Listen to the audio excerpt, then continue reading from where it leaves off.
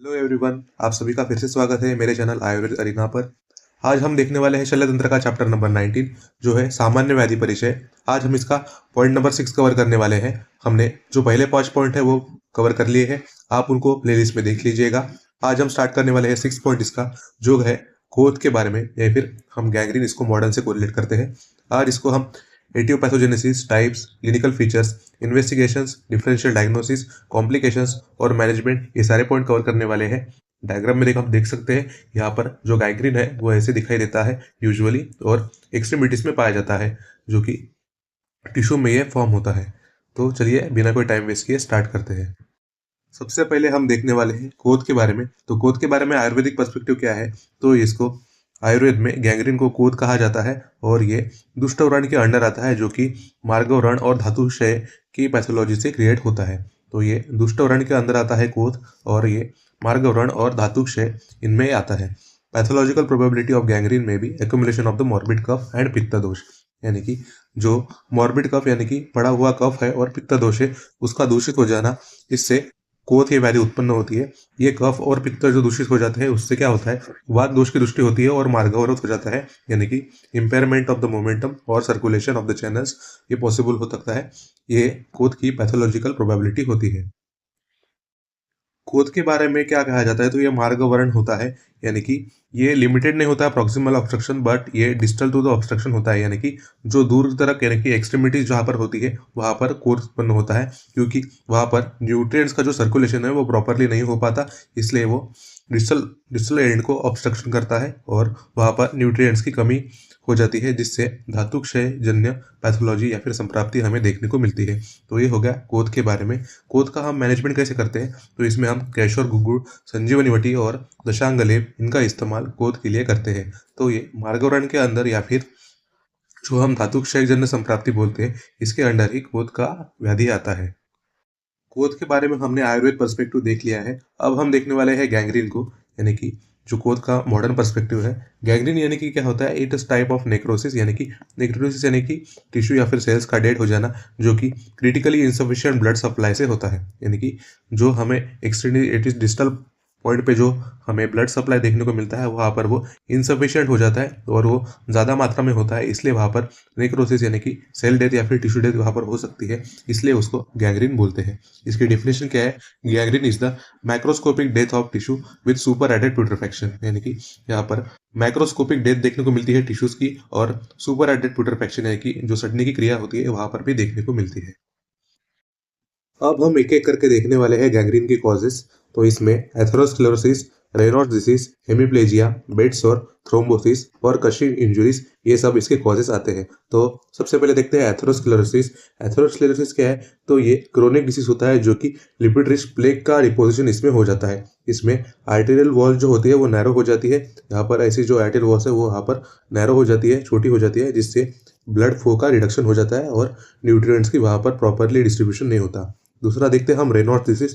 Reynolds disease क्या होता है, ये वैसोस्पैस्टिक डिसऑर्डर होता है, जिसमें फिंगर या फिर टोस को जो कोल्ड एक्सपोजर से होता है तो उसमें ये कलर चेंज या फिर विवर्णता देखने को मिलती है। तीसरा हम देखते हैं हेमिप्लेजिया। हेमिप्लेजिया क्या है, तो paralysis of the one side of the body, यही है हेमिप्लेजिया। तीसरा है इसमें बेडसोर। बेडसोर यानी कि यहाँ पर प्रेशर की वजह से अगर वहाँ पर नेक्रोसिस हो जाता है तो ये बेडसोर भी गैंग्रीन में कन्वर्ट होता है। थ्रोम्बोसिस देखते हैं। थ्रोम्बोसिस यानी कि क्या है, एक फॉर्मेशन ऑफ ब्लड क्लॉट हो जाता है जो कि वेसल के अंदर हो जाता है, और इसलिए ब्लड का जो ऑब्स्ट्रक्शन होता है फ्लो का, इसलिए उसको थ्रोम्बोसिस बोलते हैं। और रशिंग इंजुरीज जो रहती है उससे भी गैंग्रीन होने के चांसेस होते हैं। अब हम देखते हैं इसके रिस्क फैक्टर्स। तो गैंग्रीन किस किस रिस्क फैक्टर से बढ़ जाता है, तो smoking, obesity, diabetes, hypertension, excessive alcohol consumption, इससे गैंग्रीन बढ़ सकता है। अब हम देखने वाले हैं गैंग्रीन के क्लिनिकल फीचर्स। तो गैंग्रीन के क्लिनिकल फीचर में क्या आता है, तो डिस्कलरेशन और ड्राई और डार्क कलर की स्किन हमें देखने को मिलती है। Loss in the affected part of the body, area will become discoloured and eventually turn dry and black. ये डिस्कलर्ड हो जाता है पहले और उसके बाद ड्राई और ब्लैक कलर का हो जाता है। उसके बाद shiny appearance of the skin, shedding of the skin हमें देखने को मिलती है विथ क्लियर लाइन ऑफ डिमेक्रेशन, यानी कि एक प्रॉपर मार्जिन हमें दिखाई देती है बिटवीन नॉर्मल टिश्यू और जो नेक्रोस टिश्यू होता है, वहाँ पर लाइन ऑफ डिमेक्रेशन देखने को मिलते हैं between affected and healthy skin. उसके बाद आता है pain that is later followed by loss of sensation, यानी कि वहाँ पर संज्ञानाश हो जाता है, उसके बाद उसमें शूल उत्पन्न होता है, और इनएबिलिटी टू रिमूव, यानी कि वहाँ पर कोई भी क्रिया हम कर नहीं सकते। उसके बाद जो आता है क्लिनिकल फीचर्स वो है फोल स्मेलिंग डिस्चार्ज, एक सड़ा हुआ ऐसा गंध आता है उसमें से, जो कि गैंग्रीन का एक क्लिनिकल फीचर होता है। अब हम देखने वाले हैं गैंग्रीन के साइंस के बारे में। तो गैंग्रीन में कौन से साइंस मिलते हैं, तो इसमें 5L तरह के साइंस हमें देखने को मिलते हैं। तो गैंग्रीन में 5L क्या है, तो loss of pulsation, loss of colour, loss of temperature, loss of sensation and loss of function, ये हमें 5L देखने को मिलते हैं। तो लॉस ऑफ पल्सेशन यानी कि वहाँ पर जो पल्स होनी चाहिए वो हमें दिखाई नहीं देती। लॉस ऑफ कलर यानी कि वहाँ पर पैलर या फिर डिस्कलरेशन हमें देखने को मिलता है, dusky grey, mottled, purple, dark brown या फिर ब्लैक कलर का हमें डिस्कलरेशन मिलता है। लॉस ऑफ टेम्परेचर यानी कि वहाँ पर टेम्परेचर सडन फॉल करता है। लॉस ऑफ सेंसेशन वहाँ पर संज्ञानाश हो जाता है। और लॉस ऑफ फंक्शन वो प्रॉपरली फंक्शन नहीं कर पाता। तो वैसे हमें गैंग्रीन के 5L साइंस देखने को मिलते हैं। अब हम देखने वाले हैं गैंग्रीन के टाइप्स। तो यहाँ पर गैंग्रीन के यूजुअली दो टाइप्स देखने को मिलते हैं, एक रहता है ड्राई गैंग्रीन और दूसरा रहता है वेट गैंग्रीन। सबसे पहले हम देखने वाले हैं वो है ड्राई गैंग्रीन के बारे में। तो it occurs when tissue gradually die owing to gradual slowing down of the blood flow, यानी कि यहाँ पर जो ब्लड फ्लो होता है यूजुअली स्लो डाउन होता है, इसका रेट रिड्यूस होता है धीरे धीरे, और ये यूजुअली एथेरोस्क्लेरोसिस की वजह से होता है। एथेरोस्क्लेरोसिस यानी कि जो नर्विंग ऑफ द ब्लड वेसल होती है उसकी वजह से यहाँ पर ड्राई गैंग्रीन हमें देखने को मिलता है। इसके बाद जो अफेक्टेड पार्ट होता है वो ड्राई, व्रिंकल्ड और डिस्कलर्ड हमें देखने को मिलता है। शुष्क देखने को मिलता है, यहाँ पर झुर्रियाँ आ जाती है और यहाँ पर विवर्णता भी देखने को मिलती है। There is a defined bright red line, यानी कि जो लाइन ऑफ डिमिग्रेशन बोलते हैं वहाँ पर ब्राइट रेड कलर की लाइन हमें देखने को मिलती है, जो कि नॉर्मल टिश्यू और अफेक्टेड पार्ट को सेपरेट करती है। और जो हमें अर्ली साइंस देखने को मिलते हैं ड्राई गैंग्रीन में, वहाँ पर डल एक यानी कि मंद मंद वेदना हमें दिखाई देती है, और सेंसेशन ऑफ द कोल्डनेस, वहाँ पर शीतता ऐसा आभास होता है। ऐसे हमें ड्राई गैंग्रीन के कुछ सिम्टम्स हैं वो हमने देख लिए हैं। अब हम देखते हैं वेट गैंग्रीन के बारे में। तो वेट गैंग्रीन क्या होता है कि यूजुअली नेक्रोटाइजिंग बैक्टीरियल इन्फेक्शन की वजह से होता है, जो कि वेट गैंग्रीन का रूप लेता है। इसमें कौन कौन से सिम्टम्स हमें देखने को मिलते हैं, तो यहाँ पर जो साइट होती है वो सोलन हमें दिखाई देती है, डिस्कलर्ड दिखाई देती है, और वहाँ पर ब्लेब्स भी फॉर्म हो जाते हैं। ब्लेब्स यानी कि वहाँ पर एक जो एयर भरी हुई है ऐसे फूले हुए गुब्बारे जैसे हमें दिखाई देते हैं, वैसे ब्लेब्स भी वहाँ पर फॉर्म हो जाते हैं, जहाँ पर एयर या फिर लिक्विड भी भरा हो सकता है। वेट गैंग्रीन में क्या होता है, यूजुअली सेलुलाइटिस हो सकता है, लॉस ऑफ एक्सट्रीमिटी, यानी कि अगर वो पार्ट ज़्यादा ही सड़ जाए तो उसको हमें निकालना पड़ सकता है, सेप्टिसेमिया, और वहाँ पर डेथ भी हमें दिखाई दे सकती है वेट गैंग्रीन में, क्योंकि ये बैक्टीरियल इन्फेक्शन ज़्यादातर फैल सकता है, इसलिए हमें सेप्टिसेमिया और डेथ जैसे सीवियर सिम्टम्स भी हमें देखने को मिलते हैं। अब हम कंपैरेटिव स्टडी करते हैं ड्राई गैंग्रीन और वेट गैंग्रीन के बारे में। तो सबसे पहले हम देखते हैं ड्राई गैंग्रीन की कॉज। तो इसमें slow occlusion of the blood vessel, यानी कि स्लो ऑब्स्ट्रक्शन होता है ब्लड वेसल का, और जो वेट गैंग्रीन होता है वहाँ पर सडन ऑक्लूजन यानी कि सडन ऑब्स्ट्रक्शन हमें देखने को मिलता है ब्लड वेसल का। दूसरा हम देखते हैं डिसीज के कॉज।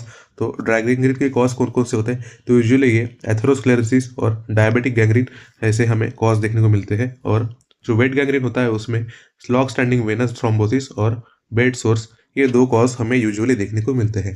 इन्फेक्शन के बारे में देखते हैं। तो ड्राई गैंग्रीन का इन्फेक्शन यूजुअली प्रेजेंट नहीं होता है, लेकिन वेट गैंग्रीन में यूजुअली प्रेजेंट होता है, क्योंकि ये बैक्टीरियल इन्फेक्शन की वजह से होता है। पार्ट्स इन्वॉल्व अब हम देखने वाले। तो ड्राई गैंग्रीन में यूजुअली स्मॉलर एरिया जो होता है वो इन्वॉल्व रहता है, लेकिन वेट गैंग्रीन क्योंकि इन्फेक्शन की वजह से होता है तो ये लार्जर एरिया को कंज्यूम करता है, और अब्सेंस ऑफ कोराइटल सर्कुलेशन में यहाँ पर बहुत सारा पार्ट वेट गैंग्रीन में कन्वर्ट हो जाता है। लाइन ऑफ डिमिग्रेशन देखते हैं। तो ड्राई गैंग्रीन में हमें देखा था कि ये ब्राइट रेड कलर का हमें प्रेजेंट दिखाई देता है, लेकिन जो वेट गैंग्रीन होता है वहाँ पर ऐसा अनक्लियर या फिर धुंधला सा लाइन ऑफ डिमिग्रेशन हमें देखने को मिलता है। लोकल फाइंडिंग्स अब हम देखने वाले हैं ड्राई गैंग्रीन में। तो ड्राई गैंग्रीन में हमें ड्राई, श्रिवर्ड और ममिफाइड ऐसी स्किन हमें दिखाई देती है, लेकिन वेट गैंग्रीन में हमें वेट, टर्जिड, स्वोलन और एडेमेटस हमें स्किन दिखाई देती है। हम देखने वाले अभी क्रिप्टस देखने को मिलते हैं। क्रिपिटस यानी कि जो ऐसे एक पतली सी लेयर आ जाती है ऊपर ऊपर, तो वहाँ पर ड्राई गैंग्रीन में हमें अपसेंट देखने को मिलते हैं, और वेट गैंग्रीन को हमें प्रेजेंट देखने को मिलती है। यहाँ पर अब हम देखने वाले हैं ऑर्डर के बारे में। तो ड्राई गैंग्रीन में कौन सा भी ऑर्डर नहीं आता, लेकिन वेट गैंग्रीन में हमें फोल ऑर्डर देखने को मिलता है, due to sulphuretted hydrogen produce by putrefactive bacteria, यानी कि जो सल्फ्यूरेटेड हाइड्रोजन होता है प्यूट्रीफैक्टिव बैक्टीरिया डेवलप करते हैं, उसी की वजह से हमें यहाँ पर फोल स्मेलिंग ऑर्डर दिखाई देता है वेट गैंग्रीन में। इसके ट्रीटमेंट के बारे में देखते हैं अब हम। तो ड्राई गैंग्रीन में हमें कंजर्वेटिव एम्पुटेशन हमें देखने को मिलता है, यानी कि जो एक्सीजन होता है पार्ट्स का वो वहाँ पर कंजर्वेटिव टाइप से किया जाता है। और वेट गैंग्रीन में हमें मेजर एम्पुटेशन करना रहता है, यानी कि जो हमें अगर पार्ट सड़ गया है तो उसको निकालना पड़ता है, एक्सीजन करना पड़ता है, इसलिए हमें यहाँ पर मेजर एम्पुटेशन देखने को मिलता है क्योंकि यहाँ पर लार्जर एरिया इन्वॉल्व होता है। अब हम देखने वाले हैं जो गैंग्रीन है उसके स्पेशल टाइप्स कौन कौन से होते हैं। सबसे पहले यहाँ पर देखने वाले हैं वो है गैस गैंग्रीन के बारे में। तो गैस गैंग्रीन नाम से ही पता चल रहा है, अगर कोई भी पार्ट पर गैंग्रीन हो गया है और वहाँ पर गैस का एक्युमुलेशन हो रहा है या फिर एयर का एक्युमुलेशन हो रहा है तो वहाँ पर हम गैस गैंग्रीन उसको बोलते हैं। Gas gangrene is the highly लीदल infection, यानी कि बहुत ही घातक ऐसा मृत्युकारक ऐसा एक इन्फेक्शन होता है जो कि क्लोस्ट्रीडियम स्पीसीज से होता है। और यूजुअली यहाँ पर क्लोस्ट्रीडियम परफ्रिंजेस ये ऐसा कॉमन सा हमें देखने को मिलता है जो कि गैस गैंग्रीन के लिए रिस्पॉन्सिबल होता है। गैस गैंग्रीन के सिनोनिम्स क्या है, तो यहाँ पर क्लोस्ट्रीडियल मायोनेक्रोसिस या फिर मायोसिटीज ये इसके सिनोनिम्स होते हैं, जो कि कैरेक्टराइज होता है प्रोग्रेसिव जो गैंग्रीन होता है वो जो बहुत जल्दी बढ़ जाता है और ये फोल स्मेलिंग गैस उत्पन्न करता है टिश्यू को डैमेज करते हुए, ऐसे इसके कैरेक्टराइज होते हैं। अब हम देखने वाले हैं इंटरनल गैंग्रीन के बारे में। तो इंटरनल गैंग्रीन हमें दिखाई दे सकता है यहाँ पर डायग्राम में। तो यहाँ पर जो ट्रांसफर कोलन होता है वो रिफ्लेक्ट करता है सुपेरियरली, क्योंकि यहाँ पर गैंग्रीनस रॉक्स का लिम्ब हमें यहाँ पर देखने को मिलता है। तो डायग्राम में हम देख सकते हैं कि जो इंटरनल गैंग्रीन होता है वो इंटरनल स्ट्रक्चर्स में डेवलप होता है। This type of gangrene occurs when blood flow to an internal organ is blocked, यानी कि यहाँ पर जो ब्लड फ्लो होता है वो ब्लॉक्ड हो जाता है। For example when the intestine burst through the weakened area of the muscle in the stomach hernia and become twisted, यानी कि जो इंटेस्टाइन होती है फॉर एग्जाम्पल वो यहाँ पर गैंग्रीन की वजह से ट्विस्टेड हो जाती है, जो कि weekend area of the muscle को इम्पैक्ट करती है। यहाँ पर हम दूसरा एग्जाम्पल ले रहे हैं डायग्राम में। यहाँ पर जो है वो ट्रांसफर कोलन का हमें एग्जाम्पल लिया है, क्योंकि यहाँ पर जो कोलन है वो गैंग्रीनस रॉक्स का लिम्ब का फॉर्मेशन करता है, क्योंकि वहाँ पर इंटरनल गैंग्रीन हो गया है। Left untreated internal gangrene can be deadly, यानी कि अगर हमने यहाँ पर इसको ट्रीटमेंट नहीं किया तो ये अवश्य ही मृत्युकारक हो सकता है। अब हम देखने वाले हैं फोरनियर्स गैंग्रीन के बारे में। तो जो फोरनियर्स गैंग्रीन होता है वो यूजुअली मेल्स में दिखाई देता है, क्योंकि यहाँ पर स्क्रोटम, पेनिस और पेरिनियम ये सारे स्ट्रक्चर्स इन्वॉल्व होते हैं। यहाँ पर हम डायग्राम में देख सकते हैं कि यहाँ पर जो एरिया रहता है वो डिस्कलर्ड हो जाता है और यहाँ पर स्वोलन जेनिटल एरिया या फिर डेड ब्लैक स्किन हमें देखने को मिलती है, क्योंकि यहाँ पर नेक्रोसिस हुआ जाता है, क्योंकि इसको ये स्क्रोटम में हुआ जाता है, इसलिए हम इसको फोरनियर्स गैंग्रीन बोलते हैं। It is characterized by scrotum pain, redness with rapid progression and sloughing of the tissue. ये हमें सिम्टम्स यहाँ पर देखने को मिलते हैं, scrotum pain, redness with rapid progression to the gangrene and sloughing of the tissue. ये हमें फोरनियर्स गैंग्रीन में कैरेक्टराइजेशन मिलता है। अब हम देखने वाले हैं जो हमें गैंग्रीन में इन्वेस्टिगेशन करने हैं उनके बारे में। तो इसमें ब्लड टेस्ट कराते हैं, इमेजिंग कराते हैं, arterial Doppler, angiography, pulse culture और यूएसजी एब्डोमेन, ये सारे हम प्रोसेस कराते हैं जो कि गैंग्रीन के इन्वेस्टिगेशन में आते हैं। सबसे पहले देखते हैं ब्लड टेस्ट में। तो इसमें complete blood count, haemoglobin, TLC, DLC, ESR, blood sugar जो कि डायबिटीज को रूल आउट करती है, ऐसे हम ब्लड टेस्ट कराते हैं जो कि इन्वेस्टिगेशन होते हैं। हमने देखा था कि जो ब्लड शुगर यानी कि डायबिटिक पेशेंट रहता है वो एक रिस्क फैक्टर्स होता है गैंग्रीन के लिए। दूसरा हम कराते हैं इमेजिंग, जो कि हम एक्सरे कराते हैं अफेक्टेड लिम्ब का, जो कि हम गैस फॉर्मेशन या फिर बोन का इन्वॉल्वमेंट चेक करने के लिए कराते हैं। तीसरा हम कराते हैं आर्टीरियल डॉपलर, जिससे हम ब्लड फ्लो को एसेस करेंगे, प्रॉपरली हो रहा है नहीं ब्लड फ्लो, ये हम इसको एसेस करेंगे आर्टीरियल डॉपलर से। फोर्थ है इसमें एंजियोग्राफी, जो कि सिल्डिंगर टेक्निक होती है, जो कि हम आर्टीरियल ब्लॉकेज को डिटेक्ट करने के लिए कराते हैं। फिफ्थ है इसमें पल्स कल्चर। पल्स कल्चर हमने वेट गैंग्रीन में कराना है, क्योंकि वहाँ पर बैक्टीरियल का इन्फेक्शन बढ़ जाता है और वहाँ पर सेंसिटिविटी चेक करने के लिए हम पल्स कल्चर कराते हैं। उसके बाद हम कराते हैं यूएसजी एब्डोमेन, जो कि इंटरनल गैंग्रीन के लिए स्पेसिफाई होता है। तो ये हो गए जो गैंग्रीन होता है उसके लिए इन्वेस्टिगेशन इस प्रकार से होते हैं। अब हम देखते हैं कॉम्प्लिकेशंस के बारे में। तो गैंग्रीन में कौन कौन से कॉम्प्लिकेशन होते हैं। तो मेन कॉम्प्लिकेशन उसका वेट गैंग्रीन में दिखाई देता है, तो वो होता है सेप्सिस, यानी कि spread of in the infection, क्योंकि वहाँ पर बैक्टीरियल का इन्फेक्शन हो जाए इसलिए वहाँ पर सेप्सिस होने के चांसेस बढ़ जाते हैं। सिस्टमिक कॉम्प्लिकेशन में क्या आता है, तो इसमें रेनल फेल्योर या फिर हार्ट फेल्योर आता है। तीसरा हम देखते हैं recurrent infection in the stomach, यानी कि जो इन्फेक्शन होता है वो बार बार हो सकता है, इसलिए इसको प्रॉपरली ट्रीट करना बहुत ज़्यादा ज़रूरी होता है, क्योंकि ये बहुत डेडली हो सकता है। नॉन हीलिंग वुंड, अगर वहाँ पर सारे टिश्यू सड़ गए, नेक्रोस्ट हो गए, तो वहाँ पर हीलिंग प्रॉपरली नहीं होगी या फिर हीलिंग बहुत देर लगेगी, इसलिए ये कॉम्प्लिकेशन हो सकता है। Psychological impact due to limb loss, या अगर वहाँ पर हमें लिम्ब लॉस करने को मिल गया, यूजली वेट गैंग्रीन में हमें देखने को मिलता है लिम्ब लॉस करना पड़ता है, तो वहाँ पर साइकोलॉजिकल इम्पैक्ट भी पड़ता है। फैंटम लिम्ब पेन यानी कि जो पैरों में फैंटम यानी कि बहुत ऐसे झंझनाहट हुआ अगर दुखना हो जाता है, तो वहाँ पर फैंटम लिम्ब पेन हमें एज ए कॉम्प्लिकेशन देखने को मिलता है।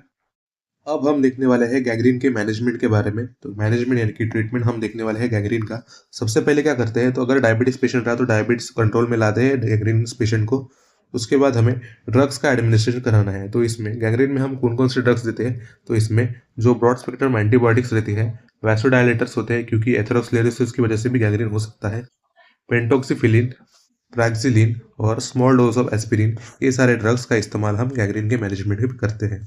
तीसरा इसमें आता है care of the feet and toes, यानी कि जो पेशेंट रहता है उसके फीट या फिर टोज को हमें ड्राई करना है, dry gangrene as dry possible, and try to convert moist gangrene into dry gangrene, यानी कि जो वेट गैंग्रीन होता है उसको ड्राई वन में हमें कन्वर्ट करना होता है, क्योंकि वहाँ पर जो पेन और रिड्यूस रहता है वो हमें रिड्यूस कराना होता है। और जो वेट गैंग्रीन होता है उसके कॉम्प्लिकेशन बहुत ज़्यादा होते हैं, जिस वजह से उसका इन्फेक्शन बढ़ता है, तो उसमें मेजर एम्पुटेशन करने की नौबत ना आए, इसलिए हमें वेट गैंग्रीन को भी हमें ड्राई गैंग्रीन में कन्वर्ट करना पड़ता है। गैंग्रीन के मैनेजमेंट में जो फुट की केयर होती है उसमें एनी इंजरी इज अवॉइडेड, यानी कि कोई भी उसमें अगर ज़्यादा इंजरी ना हो इसका हमें ध्यान रखना पड़ता है। प्रॉपर फुटवेयर हमें उसको प्रोवाइड करना पड़ता है। Measures for pain relief is taken, aspirin हमें देना पड़ता है। लिम शुड बी नॉट वार्म्ड, यानी कि जो वेट गैंग्रीन होता है उसमें हमें फुट को वार्म नहीं करना होता है, यानी कि उसको गर्म नहीं करना है। Pressure areas must be protected like heel का हमें प्रोटेक्शन कराना होता है, और जो लोकलाइज पस का फॉर्मेशन होगा उसको प्रॉपरली ड्रेन करते हुए हमें गैंग्रीन को ट्रीट करना पड़ता है। फोर्थ है इसमें वो है हाइपरबोरिक ऑक्सीजन थेरेपी, जो यूजुअली गैस गैंग्रीन को ट्रीट कराने के लिए हम कराते हैं। हाइपरबोरिक ऑक्सीजन थेरेपी HBOT उसको बोलते हैं। फिफ्थ है इसमें जो हम गैंग्रीन में सर्जरीज कराते हैं, क्योंकि लिम्ब का जो परफ्यूजन होता है उसको इम्प्रूव कराने के लिए हम सर्जरी कराते हैं। तो इसमें लंबर सिम्पैथोटोमी और ओमेंटोप्लास्टी और फीमोरोपोप्लिटिकल थ्रोम्बेक्टोमी, ये सारे सर्जरीज हम कराते हैं। सिक्स्थ हम देंगे वो है एंटीकोएगुलेंट्स। एंटीकोएगुलेंट्स किस लिए देंगे, तो अगर वहाँ पर ब्लड क्लॉटिंग के होने के चांसेस होते हैं तो गैंग्रीन ज़्यादा बढ़ सकता है और कॉम्प्लिकेशन हो सकते हैं, इसलिए हम एंटीकोएगुलेंट्स का इस्तेमाल करेंगे। सेवंथ है इसमें इंट्रावेनस फ्लूइड का एडमिनिस्ट्रेशन, जो कि इलेक्ट्रोलाइट्स को फिर से बैलेंस कर देगा। और एट्थ हमें एंटीबायोटिक्स का सप्लीमेंट तो देना है, ब्रॉड स्पेक्ट्रम एंटीबायोटिक्स देने हैं क्योंकि इन्फेक्शन ना फैले। लेकिन जो एंटीबायोटिक्स अलोन है वो यूजुअली काम नहीं करते गैंग्रीन में, उसमें हमें और भी ज़्यादा मैनेजमेंट कराते हैं और प्रॉपर उसका ध्यान रखना पड़ता है गैंग्रीन में, क्योंकि antibiotics alone are not effective because they do not penetrate ischemic muscle sufficiently, यानी कि जो इस्टेमिक मसल में वो सफिशिएंटली पेनिट्रेट नहीं करते हैं एंटीबायोटिक्स, इसलिए हमें एंटीबायोटिक्स के साथ साथ बाकी भी ट्रीटमेंट पर ध्यान देना होता है। तो आज के वीडियो में हमने कोथ और गैंग्रीन दोनों कवर कर लिए हैं। हमारा जो नेक्स्ट वीडियो होगा वो रहेगा ग्रंथि के बारे में, जिसमें हम डर्मोइड सिस्ट और सेबेसिस सिस्ट दोनों भी कवर करेंगे। तो ऐसे ही आयुर्वेद अरीना पर बने रहिए। चैनल को जरूर सब्सक्राइब कीजिए और दोस्तों के साथ शेयर करना बिल्कुल ना भूलिए। Thank you for watching.